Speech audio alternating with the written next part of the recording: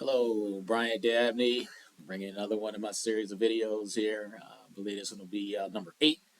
And I want to discuss something that's extremely important, life or death important here in Michigan City.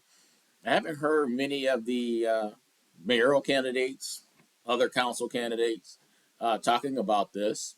And what I'm referring to is coal ash and the coal ash cleanup that needs to happen once the NIPSCO plant were to move and they leave coal ash, coal burning, uh, companies and that leave behind what's called coal ash. This stuff can be detrimental, deadly to the residents here in Michigan City. Back in the summer, there were some events where they gave out some signs about get rid of the coal ash and had some events over on the west side over at Pullman Field concerning this. But this is something that cannot be left off the radar. You're going to need a councilman who will stand strong to fight, not just sign a resolution to say, have NIPSCO please remove 100% of the coal ash, but somebody that will get into the meetings, as I have done, led by the women from the Just Transitions. You may have heard of them. Susan Thomas, Ashley Williams, they were very instrumental in bringing me in on this. And I sat in a couple of meetings asking people from the EPA, even, what's the problem? Why can't they remove 100% of it? Come to find out that it's legal if they only remove 10% of the coal ash, and that's not acceptable. We had an issue over in the Pines where some of this coal ash and that got into wells over there because of a place where they were storing, or like a landfill where they were putting coal ash, and it turned out to have some bad situations. I don't know in depth, so I won't talk about individual cases over there, but it did get into some wells over there in the Pines. This stuff can be deadly. It get into our lake. It can get into the systems here, and really affect the drinking water of the people here in Michigan City. Like I said, this is life or death. Here are some of the things that are in coal ash, and I put it up on my phone so I can just take a quick look at it. Mercury, cadmium, and arsenic. And you recognize some of those things, in small amounts can make you ill, make you very sick.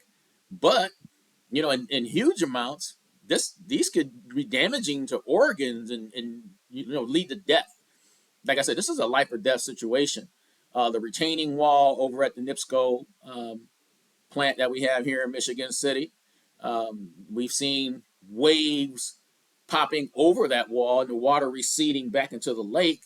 And it's been a long time since those walls were put up there, those retaining walls to keep that coal ash from seeping into our water. This is one of the most important issues that we have going on here in Michigan City that I haven't seen very many people addressed, because it's kind of fallen off of the radar for some council people, but it has not for me. I understand that this is something that, if we don't get this done and get it done correctly, could have some long lasting effects in the city of Michigan City. And I would hate to see us turn into, have issues and we'd be the next Flint, Michigan, like they had with the water crisis, where somebody made the decision to change where they were getting their water from. Different situation, but the water coming through rusted pipes and things like that, and we're basically just killing these people up there, putting very toxic things into their water.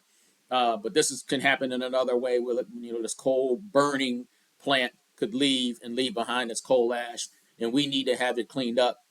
We're all going to have to come together as a community, to make our voices heard in order to get this done.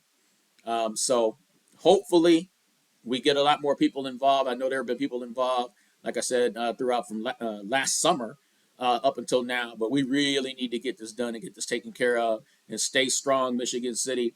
Don't lay down, because we have to make our voices heard. All right. So once again, as I end all of these videos, I want to tell you, thanks again for your time, and thanks again for your support. I'll see you in the next video. There's only going to be a couple more, but I really want to see you at the polls on Tuesday, May 2nd. Let's go get it. Thank you.